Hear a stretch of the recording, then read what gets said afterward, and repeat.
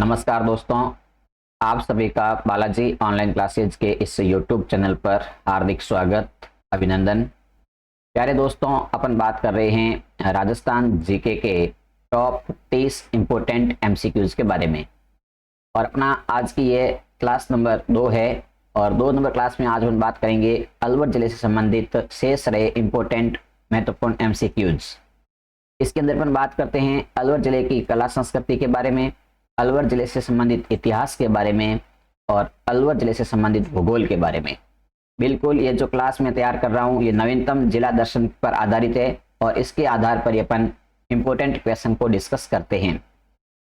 तो क्लास शुरू करने से पहले आपसे छोटी सी रिक्वेस्ट है कि आप इस क्लास को शुरू से लेकर के अंत तक पूरा देखें और अपनी मोबाइल स्क्रीन को फुल स्क्रीन कर लें ताकि यहाँ से जो कंटेंट लिखा जा रहा है वो आपको स्पष्ट और क्लियर नजर आ सके। साथियों, अगर आपको क्लास अच्छी लगती है तो आप इस क्लास को लाइक करें। आप हमारे साथ पहली बार जुड़े हैं तो हमारे इस चैनल को सब्सक्राइब करके बेल आइकन को प्रेस करने का भी सपोर्ट करें। और अगर आपको लगता है कि आपको ये क्लास का कंटेंट पसंद आया है तो अपने साथी मित्रों तक इस क्लास की लिंक को शेयर करने का सहयोग करें। तो चलिए बिना देरी किए अब शुरू करते हैं अपनी क्लास को। और आज की क्लास का पहला क्वेश्चन अपने सामने है कि ज्ञान सर्वोदय, ब्रह्म ज्ञान सागर, संदेह सागर और दान लीला नामक ग्रंथ किस लोक संत से संबंधित है? ऑप्शन है संत लालदास जी, संत चरणदास जी, संत प्राणनाथ जी, संत सुंदरदास जी। ये जो ग्रंथ लिखे हैं ज्ञान सर्वोदय, ज्ञान ब्रह्म ज्ञान सागर, संदेह सागर, दान लीला, ये कौन से संत से संबंधित है? तो यहाँ देखिए बात करते हैं इसका सही उत्तर आएगा वो आएगा संत चरणदास जी से संबंधित है। किससे संबंधित है? संत चरणदास जी से संबंधित है ये ग्रंथ। अगले देखिए क्वेश्चन नंबर दूसरा है कि निम्न में से कौन से संत जन्म से मुसलमान थे? निम्न में से कौन से संत जन्म से मुसलमान थे? संत माव जी, संत दादू दयाल जी, संत लालदास जी, संत चरणदास जी। तो यहाँ पर देखिए जन्म से मुसलमान की बात करें तो हमने कल डिस्कस किया था संत लालदास जी के बारे में। ये जाति के मेयो जाति के मुसलमान थे। कौन सी जाति के मुसलमान?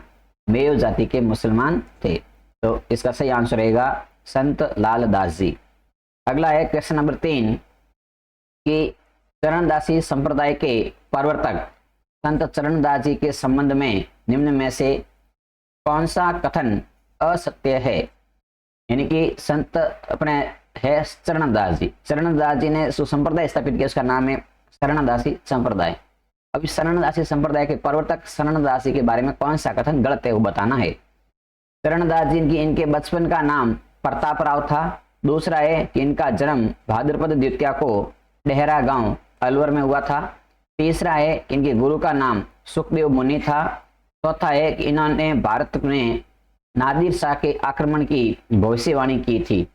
तो यहाँ पर देखिए इसकी बात करते हैं, आपने असत्य बताना है। तो यहाँ पर साथियों पहला क्वेश्चन है इसके बचपन का नाम असत्य है, प्रताप राव नहीं था बचपन का नाम। तो बचपन का नाम क्या था? तो देखिए बचपन के नाम की बात करें इनके बचपन का नाम था वो था अपने रणजीत। क्या था? तो बचपन का नाम था रणजीत। बचपन का नाम था इनका रणजीत। फिर देखिए बात करते हैं इसके बारे में और इंपोर्टेंट फैक्ट की।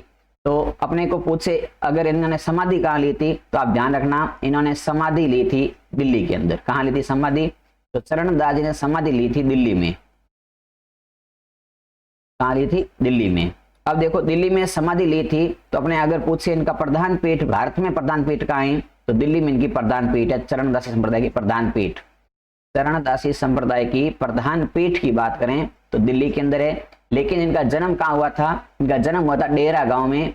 अगर राजस्थान में इनकी प्रधान पीठ पूछेगा तो राजस्थान में प्रधान पीठ कहाँ पर है? तो राजस्थान में प्रधान पीठ है वो है डेहरा गांव अलवर के अंदर प्रधान पीठ है राजस्थान से संबंधित। ये 2 फैक्ट आप ध्यान रखेंगे। अगला क्वेश्चन अपने सामने है स्क्रीन पर क्वेश्चन नंबर 4 कि चरणदासी संप्रदाय के प्रवर्तक कितने नियमों का पालन करते हैं? यानी कि चरणदास जी ने जो संप्रदाय स्थापित किया था उसमें कितने नियम दिए थे? तो देखिए ऑप्शन है 29, 36, 42, 25। तो यहाँ पर देखिए इसका सही आंसर होगा कि चरणदासी संप्रदाय के जो प्रवर्तक होते हैं वो 42 नियमों का पालन करते हैं। इनकी 40 + 2 42 नियमों का पालन करते हैं और 29 नियमों का पालन करते हैं। इसका नियम होता है 20+9 और 20+9 से बना हुआ है शब्द है वह विष्णोई। तो 29 नियमों का पालन कौन से संप्रदाय में किया जाता है? विष्णु संप्रदाय में। और विष्णु संप्रदाय के प्रवर्तक कौन थे? तो इनके प्रवर्तक थे जाम्बोजी। कौन थे? जाम्बोजी। ये था फैक्ट इसका। आगे देखिए बात करते हैं क्वेश्चन नंबर 5 की। 5 नंबर क्वेश्चन है कि बावनगढ़ का लाडला, बावनगढ़ का लाडला या आंख वाला किला के नाम से कौन सा दुर्ग प्रसिद्ध है? बावनगढ़ का लाडला बहुत इंपॉर्टेंट है। बावनगढ़ का लाडला या आंख वाला किला। ऑप्शन है आपके सामने, कांकड़वाड़ी दुर्ग, बाला किला, अजबगढ़ दुर्ग, भानगढ़ दुर्ग। तो यहाँ पर देखिए अपने सामने लिखा है कि बावनगढ़ का लाडला और आंख वाला किला है वो है अपने साथियों बालागढ़ किला। कौन सा दुर्ग? बालागढ़। अब देखिए अगला क्वेश्चन हमारे सामने स्क्रीन पर है। आज का क्वेश्चन नंबर 6 है कि दयाबाई एवं सहजोबाई किसकी शिष्याएं थी? इनकी दयाबाई और सहजोबाई का गुरु कौन था? संत लालदास जी, संत चरणदास जी, संत मावजी, संत चतुरदास जी। तो यहाँ पर देखिए दयाबाई और सहजोबाई की बात करें तो ये दोनों शिष्याएं थी वो थी संत चरणदास जी की। किनकी थी? संत चरणदास जी की शिष्याएं थी। एक साथियों आप ध्यान रखना, दयाबाई ने 2 ग्रंथ लिखे थे। उसका नाम है दयाबोध। एक ग्रंथ का नाम क्या है?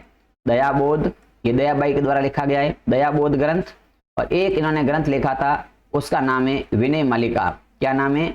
विनय मालिका। ये इन्होंने 2 ग्रंथ लिखे थे। तो आपको ध्यान रखना दयाबोध और विनय मालिका की रचना किसने की थी? तो ये की थी दयाबाई ने। और दयाबाई किसकी शिष्या है? तो चरणदास जी की शिष्या है। आगे देखिए बात करते हैं। अगला क्वेश्चन है कि सरिस्का अभ्यारण्य को बाघ परियोजना का दर्जा कब मिला? 1955 में, 1979 में, 1972 में, 1985 में। तो यहाँ पर देखिए सरिस्का अभ्यारण्य को बाघ परियोजना का दर्जा साथियों बात करें तो मिला था 1979 के अंदर मिला था। नेक्स्ट क्वेश्चन अपने सामने है क्वेश्चन नंबर 8 कि अलवर जिले का शुभंकर क्या है? खरगोश, बाघ, हिरण, सांबर। तो यहाँ पर देखिए अलवर जिले की बात करें तो अलवर जिले का शुभंकर पूछा जाता है तब आपको बताना है इसका शुभंकर है सांबर। क्या है? सांबर। अगला क्वेश्चन अपने सामने है कि रूपारेल नदी का उद्गम स्थल कहाँ है? रूपारेल नदी कौन से स्थान से उद्गम होती है? गोगुंदा की पहाड़ियों से, उदयनाथ की पहाड़ियों से, सेवर की पहाड़ियों से या बैराट की पहाड़ियों से। तो यहाँ देखिए रूपारेल नदी की बात करें तो साथियों रूपारेल नदी उद्गम होती है उदयनाथ की पहाड़ी से। कहाँ से होती है? उदयनाथ की पहाड़ी से। अब देखिए इसके बाद में बात करते हैं क्वेश्चन नंबर 10 की कि निम्न में से कौन सा दुर्ग भूतहा किला, भूतहा किला के नाम से प्रसिद्ध है? भूतहा किला के नाम से प्रसिद्ध है अजबगढ़, मंडायल दुर्ग, भानगढ़ दुर्ग, जूनागढ़ दुर्ग। आपको बताना है भूतहा किला कौन सा है। तो यहाँ पर साथियों ध्यान रखना भूतहा किला कहते हैं भानगढ़ दुर्ग को। किसे कहते हैं? भानगढ़ दुर्ग को कहते हैं। अब देखिए इसकी बात करते हैं तो ये भूतहा भानगढ़ दुर्ग है, इसे भूतहा किला कहते हैं। इसका निर्माण किसने किया था? तो इसका निर्माण किया था वो थे आमेर के राजा। कौन थे? आमेर के राजा। और आमेर के राजा का नाम की बात करें तो आमेर के राजा का नाम था भगवंत दास। क्या था? भगवंत दास। आमेर के राजा भगवंत दास ने इस किले का निर्माण कराया था। कब करवाया था? तो ध्यान रखना भगवंत दास ने निर्माण कराया था वो कराया था 1573 में, 1573 ईस्वी में। अब आपके पूछे कि ये जो दुर्ग है भानगढ़ दुर्ग ये कौन सी नदी के किनारे पर है? तो नदी का नाम ध्यान रखना आप, सावन नदी। कौन सी नदी? सावन नदी के किनारे पर स्थित है। और वर्तमान में इसे भारतीय संरक्षण विभाग के अंतर्गत इसको सुरक्षित रखा गया है। इनकी भारतीय संरक्षण विभाग के अंडर में आता है। तो कुल मिला के बात करें तो भूतहा किला भानगढ़ दुर्ग जिसका निर्माण आमेर के राजा भगवंत दास ने करवाया था और यह सावन नदी के तट पर स्थित है। अगला क्वेश्चन अपने सामने है क्वेश्चन नंबर 11 कि बाला दुर्ग के संबंध में निम्न में से कौन सा कथन असत्य है? यहाँ ध्यान रखना, देखो यही शब्द गलत करता है हमें क्वेश्चन को, सत्य पूछे असत्य पूछे पढ़ते नहीं है और हम सीधा पहला पढ़ के तुक्का लगा देते हैं। तो क्वेश्चन पूरा पढ़ा तो यहाँ पता चला कि कथन असत्य कौन सा है। देखो इसके बारे में लिखा है कि इस दुर्ग का निर्माण कोकिल देव के पुत्र अलगू राय ने करवाया था। दूसरा लिखा है कि अकबर ने अपने पुत्र जहांगीर को इसी दुर्ग में कैद करवाया था। तीसरा लिखा है कि सूरज कुंड और सलीम सागर नामक जलाशय इसी दुर्ग में स्थित है। चौथा लिखा है कि औरंगजेब ने अपने भाई दारा सिकोह को इसी दुर्ग में कैद करके रखा था। आपको बताना है कि बाला दुर्ग है, इसके बारे में जो कौन सा कथन है वो असत्य है। तो यहाँ पर देखिए, पहला है कि इस दुर्ग का निर्माण कोकिल देव के पुत्र अलगू राय ने करवाया था, ये बिल्कुल सही है।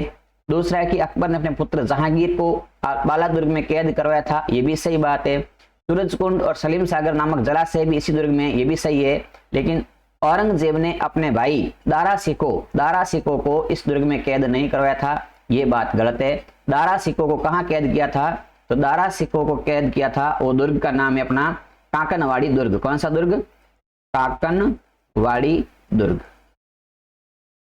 इस काकनवाड़ी दुर्ग के अंदर दारा सिकोह को कैद किया था या कैद करके रखा था।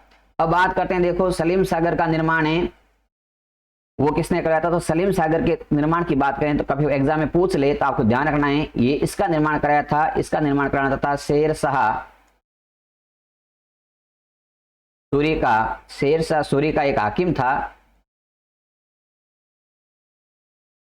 शेर शाह सूरी का हाकिम था, उसका नाम था हाजी खां।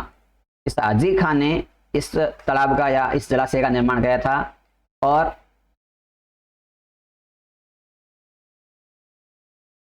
फिर अब आपको एक यहां से फैक्ट ध्यान रखना है कि निर्माण कराना है तो निर्माण तो कराया था कोकिल देव के पुत्र अलग राय ने। अगर आपको पूछ ले यहां से पुनः निर्माण, क्या पूछ ले कि पुनः निर्माण किसने कराया था, तब आपको ध्यान रखना इसका पुनः निर्माण कराया था वो थे हसन खां मेवाती। किसने कराया था पुनः निर्माण कराया था? हसन खां मेवाती ने। कौन सा दुर्ग है? ये दुर्ग है बाला दुर्ग। तो यहाँ पर ध्यान रखना, बाला दुर्ग में निर्माण कोकिल देव के पुत्र अलग राय ने, पुनः निर्माण हसन खां मेवाती ने।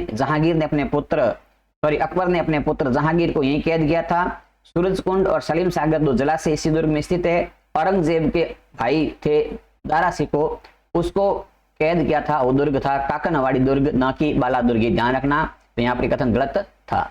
चलिए अगला क्वेश्चन है अपने सामने कि कागजी टेराकोटा के लिए कौन सा जिला प्रसिद्ध है? करौली, जयपुर, अलवर, भरतपुर। तो इसका सही आंसर रहेगा अलवर जिला है, कागजी टेराकोटा के लिए प्रसिद्ध है। इसके बाद देखिए अगला क्वेश्चन अपने सामने है कि अलवर प्रजामंडल की स्थापना कब की गई? 1939 ईस्वी को, 1938 ईस्वी को, 1946 ईस्वी को, 1944 ईस्वी में। अलवर प्रजामंडल की स्थापना की बात करें तो अलवर प्रजामंडल की स्थापना की गई थी 1938 में। अब आपको यहाँ पर कुछ फैक्ट ध्यान रखने हैं कि प्रजामंडल की स्थापना किसने की थी? तो प्रजामंडल की स्थापना की थी वो आदमी या उस व्यक्ति का नाम है हरि नारायण। कौन थे? हरि नारायण शर्मा ने अलवर प्रजामंडल की स्थापना की थी। इसके प्रथम अध्यक्ष भी कौन थे? तो प्रथम अध्यक्ष भी अलवर प्रजामंडल की बात करें, इसके प्रथम अध्यक्ष की बात करें तो ये इसके प्रथम अध्यक्ष भी रहे। संस्थापक कौन थे? तो संस्थापक भी हरिनारायण शर्मा है। प्रथम अध्यक्ष की बात करें तो प्रथम अध्यक्ष भी हरिनारायण शर्मा है। फिर आपको ध्यान रखना है कि इसका प्रथम अधिवेशन कब हुआ था? तो अलवर प्रजामंडल का प्रथम अधिवेशन की बात करें, इसका प्रथम अधिवेशन होता है 16 से 17 जनवरी 1944 को। कब होता है? 1944 को प्रथम अधिवेशन होता है। कहाँ होता है प्रथम अधिवेशन? तो आप ध्यान रखना, उस समय अलवर था, वर्तमान में जिला है वो है खैरथल तिजारा। और प्रथम अधिवेशन के अध्यक्ष कौन थे? तो इसके प्रथम अधिवेशन के अंदर अध्यक्षता की थी, वो अध्यक्षता का आप ध्यान रखना, अध्यक्षता करने वाले थे अपने भवानी शंकर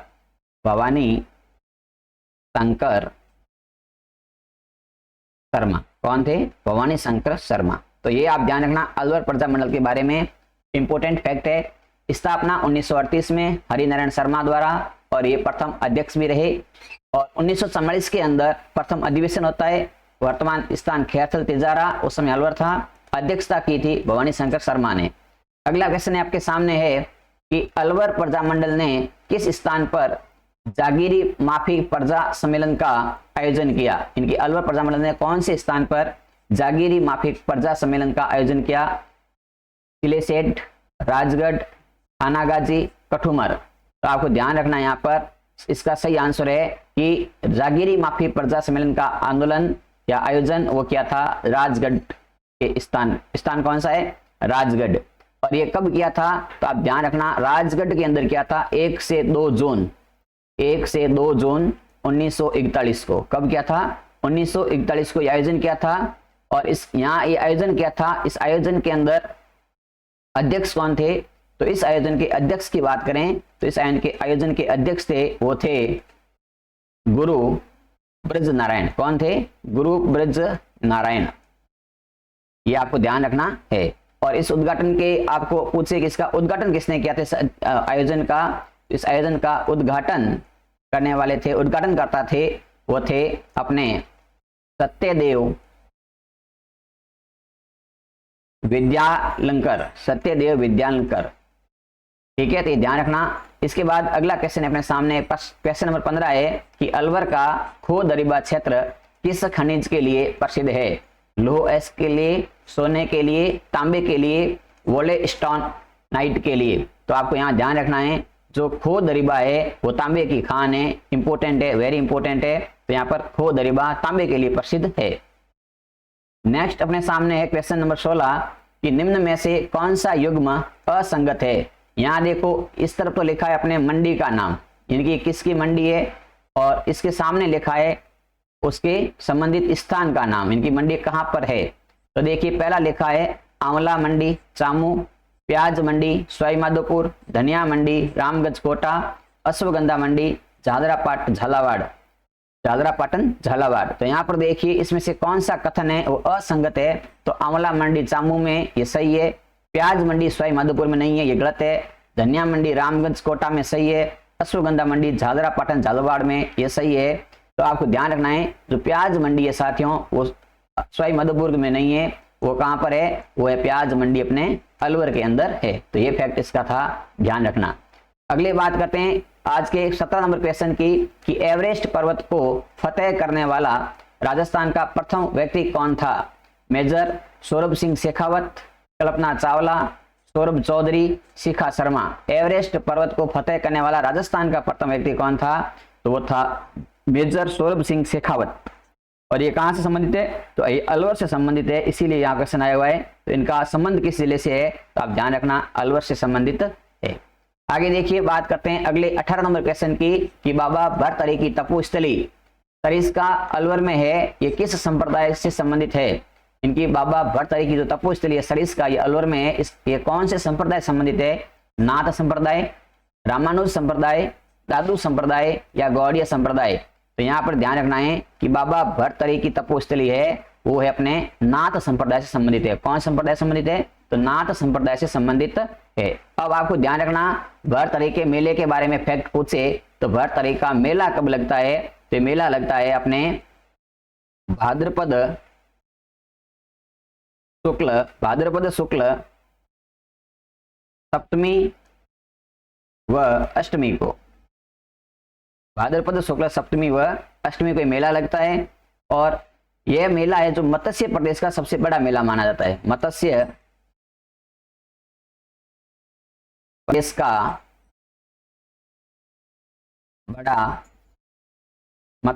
का सबसे बड़ा मेला माना जाता है। और फिर आपको ध्यान रखना है एक विशेष इंपोर्टेंट है, आपको ध्यान रखना है कि कनफटे नाथ का या कनफटे नाथों का तीर्थ स्थल कौन सा स्थान माना जाता है या कौन सा मेला माना जाता है, तो ध्यान रखना वो है भरत हरि का मेला। कनफटे नाथों का तीर्थ स्थल कौन सा मेला है, तो भरतहरि का मेला है, कनफटे नाथों का तीर्थ स्थल माना जाता है। तो ये थे इसके कुछ फैक्ट जो अपने लिखे। आगे देखिए अपन बात करते हैं अगले नंबर 19 नंबर क्वेश्चन की कि काकड़वाड़ी दुर्ग का निर्माण किसने करवाया था। महाराजा विनय सिंह, महाराजा प्रताप सिंह, महाराजा बख्तावर सिंह या महाराजा जय सिंह। तो देखिए काकड़वाड़ी की बात करें तो काकड़वाड़ी की दुर्ग का निर्माण है वो कराने थे महाराजा प्रताप सिंह। इसके बाद देखिए आज का क्वेश्चन नंबर 20 अपनी स्क्रीन पर है कि निम्न में से कौन सा युग्म असंगत है। पहला लिखा है धौलागढ़ देवी का मंदिर कठुमर अलवर में है। दूसरा लिखा है नीलकंठ महादेव मंदिर राजगढ़ अलवर में है। तीसरा लिखा है पांडुपुल हनुमान जी का मंदिर कठुमर अलवर में है। चौथा लिखा है पारा नगर मंदिर राजगढ़ में है। तो यहाँ पर आपको ध्यान रखना है कि कौन सा कथन है वो असत्य है। तो पांडुपुल हनुमान जी का मंदिर है ये कठुमर में ये लिखा है, ये असत्य है। पहला धौलागढ़ देवी का मंदिर सही है, नीलकंठ मंदिर सही है और पारा नगर मंदिर सही है। तो बात करते हैं कि पांडुपुल हनुमान जी का मंदिर है ये कहां पर है, तो ये पांडुपोल में है। कहां पर है, तो ये मंदिर है पांडुपोल अलवर में, पांडुपोल में है। और यहाँ पर मेला कब लगता है, तो ये पांडुपोल हनुमान जी के मेले की बात करें तो ये मेला लगता है भाद्रपद शुक्ल चतुर्थी को, भाद्रपद शुक्ल चतुर्थी को लगता है। फिर अपन बात करते हैं कि धौलागढ़ देवी का मेला, तो आपने पढ़ा था, कमेंट में बता सकते हैं धौलागढ़ देवी का मेला कब लगता है, तो ये लगता है वैशाख शुक्ल एकम से पूर्णिमा तक, वैशाख शुक्ल एकम से पूर्णिमा तक लगता है। और फिर आपको ध्यान रखना है, एक आपको यहाँ पर और बातें पूछ ले तो ध्यान रखना है कि ऋषि मांडव की तपोस्थली ताल वृक्ष भी अलवर में है। कौन सी ऋषि की बात करें, तो आप ध्यान रखना ऋषि मांडव्य की तपोस्थली ये कहां पर है, तो ये तपोस्थली भी कौन सा वृक्ष, ताल वृक्ष, ये कहां स्थित है, ये अलवर में है। तो ये इसका एक फैक्ट है और ध्यान रखना है। और जहां से गंगा माता का प्राचीन मंदिर है, यहीं पर कौन सा मंदिर है, तो यहाँ पर है गंगा माता का प्राचीन मंदिर, गंगा माता का मंदिर। तो ये था इसका फैक्ट, आपको ध्यान रखना है। तो साथियों आज अपने कुल 20 इंपोर्टेंट क्वेश्चन डिस्कस किए। इसी के साथ अपने कल की क्लास में अपने डिस्कस किए थे अलवर जिले के 30 इंपोर्टेंट क्वेश्चन। पहली क्लास में अपने पढ़े थे अलवर जिले के 30 इंपोर्टेंट एमसीक्यूज और आज की क्लास में हमने पढ़े हैं 20 इंपोर्टेंट एमसीक्यूज। तो कुल मिला के बात करें तो अपने अलवर जिले के 50 एमसीक्यूज डिस्कस किए 2 क्लास के अंदर। और इससे पहले अपने पढ़े थे जयपुर संभाग के 30 एमसीक्यूज, तो जयपुर संभाग से थे। तो कुल मिलाकर के 80 क्वेश्चन अपने डिस्कस किए 3 क्लास के अंदर। अगर आपने पिछली क्लास नहीं देखी है तो आप एक बार देख लो। अब देखिए साथियों, क्लास की पीडीएफ की बात करें तो पीडीएफ आपको मिलेगी हमारे व्हाट्सएप ग्रुप के अंदर, व्हाट्सएप ग्रुप के अंदर। और व्हाट्सएप ग्रुप का लिंक मिलेगा आपको इसी वीडियो के डिस्क्रिप्शन बॉक्स के अंदर। और साथ ही साथ पीडीएफ मिलेगी हमारे टेलीग्राम ग्रुप के अंदर, और टेलीग्राम ग्रुप का लिंक है वो भी आपको इसी वीडियो के डिस्क्रिप्शन बॉक्स में मिलेगा। और साथ ही साथ क्लास के लिए अपडेट वगैरह मिलती रहती है आपको, ध्यान से आप टेलीग्राम के साथ और व्हाट्सएप के साथ जुड़ सकते हैं। और अगली क्लास के अंदर अपन बात करने वाले हैं वो अपना जिला है, उस जिले की बात करेंगे। वो जिला है अपना जयपुर शहर। जयपुर शहर के इंपोर्टेंट एमसीक्यूज क्या क्या है वो बात करेंगे अपने अगली क्लास के अंदर। तब तक अपन इस क्लास को देते हैं विराम। जय हिंद, जय भारत।